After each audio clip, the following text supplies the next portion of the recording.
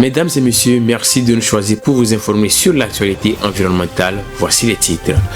Le ministère togolais de l'Environnement et des Ressources forestières a organisé cette semaine une table ronde sur la problématique de la gestion des déchets plastiques. L'initiative vise à apporter des solutions à la pollution plastique et à sauvegarder l'environnement. Les détails dans cette édition. Au Brésil, un sommet s'est tenu cette semaine dans la ville de Belém au nord du pays avec pour objectif le déboisement zéro de l'Amazonie. La rencontre est organisée par le gouvernement brésilien afin de redonner vie à la forêt amazonienne. Et en Tunisie, Anis Montasser, un créateur de mode, a mis en place une activité de collecte de bouteilles plastiques pour les transformer en vêtements éco-responsables. Son ambition est d'inciter d'autres stylistes à lui emboîter le pas. C'est tout pour les titres. Bienvenue dans cette édition.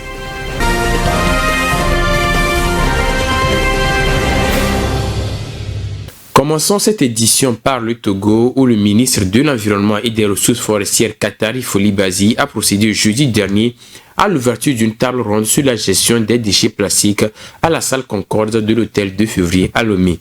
L'objectif de cette initiative est de trouver des solutions à la pollution plastique afin de protéger l'environnement et sauvegarder les générations futures des conséquences. Le compte rendu est signé Irène Papadina. Inscrit sous le thème « Problématique de la gestion des déchets plastiques au Togo », cette table ronde, initiée par le ministère de l'Environnement et des Ressources forestières, a pour objectif de soulever le problème de la prolifération des déchets plastiques afin d'y trouver des solutions tangibles. Avec le développement économique et la croissance de la population, on observe une augmentation de la production, de la commercialisation et de la consommation des emballages plastiques qui, après utilisation, engendrent des conséquences sur la santé humaine et menacent les écosystèmes terrestres et marins. Ainsi, le ministre de l'Environnement et des Ressources forestières, Katari Folibazi, dans son discours, a invité chacun à considérer sa part de responsabilité dans la lutte contre ce fléau. Les micro- et nanoplastiques dans l'air, dans l'eau et dans le sol entraînent de graves pollutions et contaminent la chaîne alimentaire, constituant ainsi de graves dangers pour la santé humaine.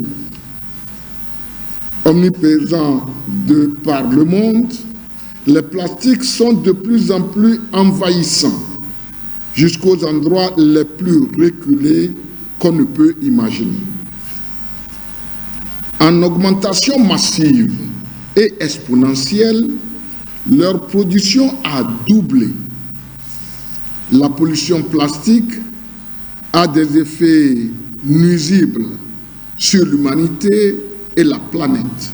Le thème retenu cette année nous rappelle que les actions des citoyens en matière de pollution plastique sont importantes. Les mesures à prendre par les gouvernements, les entreprises et la société civile pour lutter contre ce fléau sont indispensables. Et il est grand temps d'entamer, d'accélérer ces mesures afin de combattre le phénomène. Cette rencontre d'échange a connu la participation de plusieurs autres personnalités, notamment la présidente de la Chambre du commerce et d'industrie du Togo, la chef de file des partenaires techniques et financiers et plusieurs représentants des organisations de la société civile. Les discussions ont également porté sur la responsabilité sociale des entreprises dans la gestion des déchets plastiques. On parle de la responsabilité des entreprises vis-à-vis des impacts liés à leurs décisions, à leurs activités sur la société, sur les personnes, auxquelles on intègre des comportements transparents, éthiques, pour atteindre les objectifs de développement durable, y compris les questions liées à la sécurité, à la santé, aux relations, aux conditions de travail et à la protection de l'environnement. S'agissant de la problématique des déchets, l'environnement, ou la prise en compte et le respect de l'environnement, fait partie intégrante de la RSE. C'est une des problématiques de la RSE. Et donc, il est demandé aux entreprises de mettre en place toutes les solutions, toutes les actions possibles pour limiter l'impact négatif de leur activité sur l'environnement et sur les populations. Donc, quand on parle de gestion des déchets plastiques, etc., les activités des entreprises ont un impact direct en lien avec cela pour la simple et unique raison que les déchets sont générés en grande quantité par celles-ci, notamment en matière d'emballage de produits qu'elles mettent sur le marché, en matière d'emballage de produits réceptionnés, etc. D'accord ? Donc il est demandé aux entreprises de mettre en place les actions qu'il se doit pour pouvoir limiter, sinon réduire, voire recycler tous ces emballages qui sont liés à leurs activités. Et donc, quand on parle de déchets plastiques, de pouvoir mettre en place la règle des 3 R, par exemple, donc réduire, réutiliser ou recycler ces déchets afin que la responsabilité soit effective. La table ronde a pris fin avec la visite des stands des initiatives de recyclage des déchets plastiques. Le ministre de l'Environnement a encouragé les sociétés de recyclage et invité la population à s'investir dans la lutte contre la pollution plastique. Encore au Togo, la première édition du Forum de l'entrepreneuriat du genre de l'agriculture paysanne se déroulera du 24 au 27 août prochain à Badja dans la préfecture de l'Avé. Ça sera un rendez-vous des jeunes ambitieux qui aimeraient embrasser l'agriculture comme profession à l'avenir. L'initiative vient de l'association Green Lady Togo. Alexandra Dikambi pour les détails. Placé sous le thème « Le digital comme moteur de développement agricole et entrepreneurial », la première édition du Forum de l'entrepreneuriat du genre et de l'agriculture paysanne veut faire découvrir le domaine agricole aux jeunes et de leur faire comprendre que l'agriculture est destinée à la jeunesse scolarisée et non seulement pour les illettrés et les femmes des zones rurales. Il s'agira également de réunir les jeunes soucieux de la protection de l'environnement à apporter leur aide aux communautés rurales face aux défis climatiques. Réorienter ceux qui sont dans l'agrobusiness vers une agriculture intelligente, saine et durable.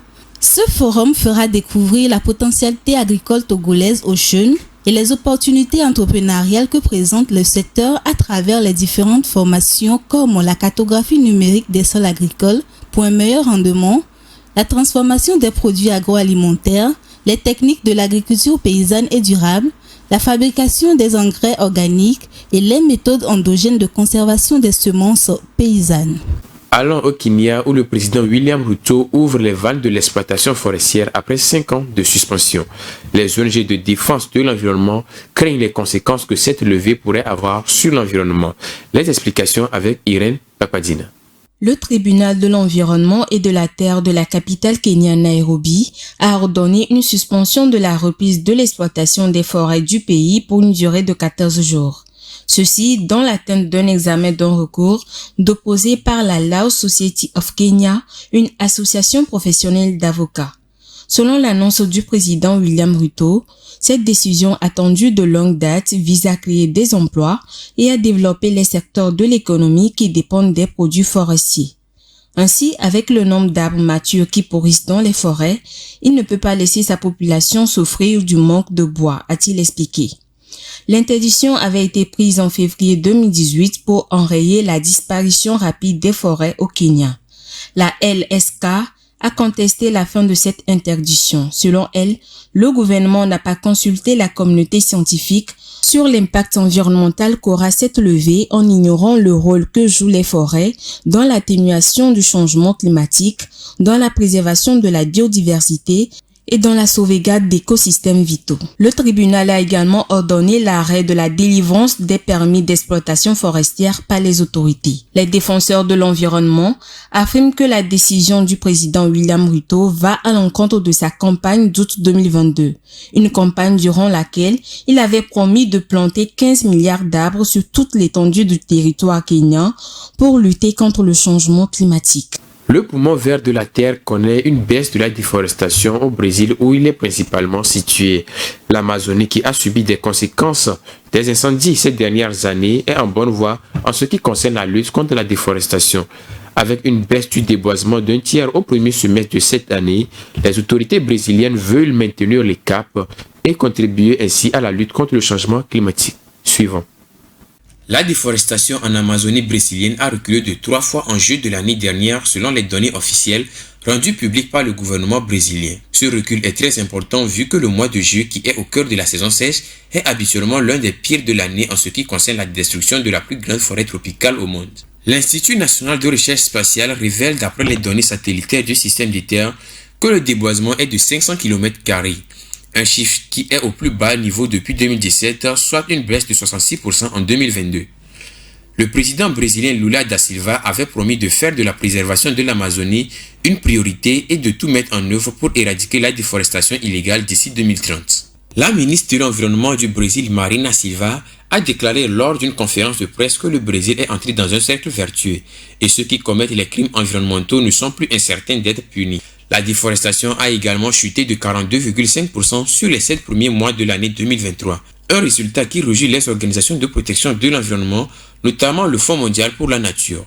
Sa représentante au Brésil, Marina Napolitano, indique dans un communiqué que la baisse de la déforestation en Amazonie en juillet est un signe important de reprise de contrôle de la situation. Par contre, la savane tropicale du Cerrado au sud de l'Amazonie, qui regorge d'une biodiversité très riche, connaît un rebond de déboisement. En effet, on constate une hausse de la déforestation de 26% par rapport à juillet 2022. Certains spécialistes de l'environnement craignent un relâchement de la bonne voie du recul de cette déforestation en Amazonie. Rappelons que la forêt amazonienne située principalement au Brésil est la plus grande forêt tropicale de la planète et s'étend sur 9 pays de la zone équatoriale de l'Amérique du Sud. Elle est surtout considérée comme le poumon vert de la Terre. Dans cette logique de lutte contre la déforestation, un sommet s'est tenu dans la ville de Belém au nord du Brésil. Les principales discussions sur ce sommet visent le déboisement zéro de l'Amazonie.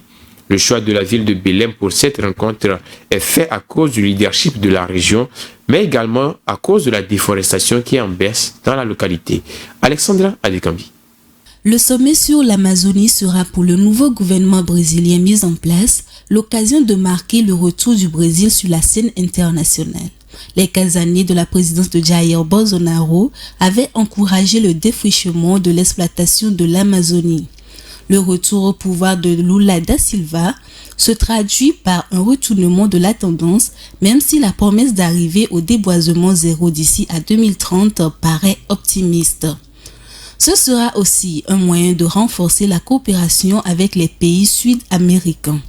Les pays hispanophones voisins s'étaient inquiétés de l'émergence du Brésil comme puissance internationale et avaient refusé de prolonger au-delà de leurs frontières les nouvelles routes brésiliennes. Au cours de ce sommet, il sera aussi question de parler de l'exploitation illégale d'or, qui est un fléau pour l'environnement et la préservation des populations autochtones. Allons dans les airs à présent pour continuer cette édition. Les avions sont placés en tête des transports les plus polluants au monde. Pour parvenir à une réduction des émissions de dioxyde de carbone, un système dénommé Lightpacking est mis en place par des entreprises aériennes. C'est un système qui consiste à encourager les passagers à voyager léger en chargeant moins leurs valises. Rafit Tsumbereko pour les détails. En termes d'émissions de CO2 par voyageur et par kilomètre, l'avion se place en tête du classement des transports les plus polluants. Ces émissions sont 45 fois supérieures à celles du TGV, train à grande vitesse, et 10 fois supérieures à celles du bus. Selon les chiffres, un passager en avion émet 285 grammes de CO2 par kilomètre contre 150 grammes en voiture et seulement 14 grammes en train. Pour pallier ces émissions de CO2 et rendre les voyageurs plus écologiques, un système appelé le Lightpacking est mis en place par certaines compagnies aériennes. Ce système vise à enhardir les passagers à voyager léger en chargeant moins leurs valises, a rapporté Bibis relayé par SLAT. De fait, le poids des bagages dans un avion participe aux émissions carbone. En ce sens, la compagnie Japan Airlines a ainsi mis en œuvre un programme permettant à ses clients de louer leurs vêtements directement à leur hôtel d'arrivée. Plus besoin de voyager avec sa garde-robe pour les touristes. Des habits de taille et de style différents leur attendent à destination. Ceci pour stimuler le Lightpacking. Avoir un équipement qui sera utilisé par plusieurs clients et qui peut être réparé par des spécialistes est sans aucun doute une meilleure option, a souligné un responsable de la durabilité écologique pour Hôtel Pan. Ce système de location pourrait s'avérer utile dans de nombreux domaines et pas uniquement pour les voyages en avion. Certaines stations de ski des Alpes envisagent mettre en place un tel dispositif pour les vêtements de ski. Pour Justin Francis, PDG de la compagnie britannique Responsible Travel, cette approche de l'écologie transfère le poids de la responsabilité des compagnies aux usagers. Désormais, pour des raisons pratiques liées à la puissance des avions, le poids des bagages est souvent limité au Kenya, en Tanzanie et en Ouganda pour les clients de Safari.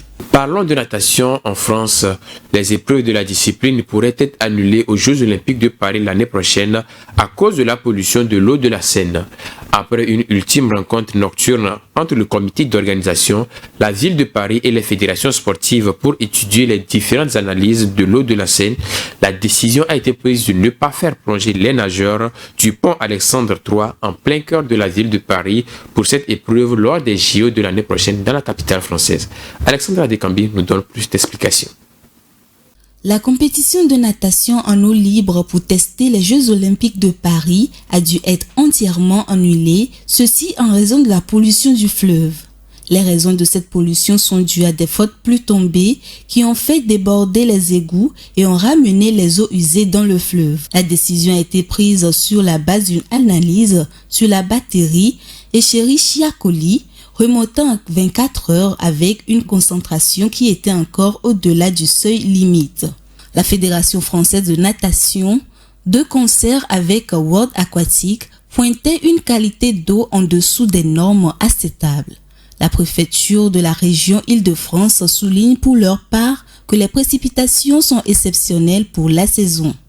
Une nouvelle déconvenue dans une dizaine de jours serait préoccupante pour les organisations, mais aussi pour la ville de Paris, dont la maire Anne Hidalgo promet des futures baignades dans la Seine pour 2025.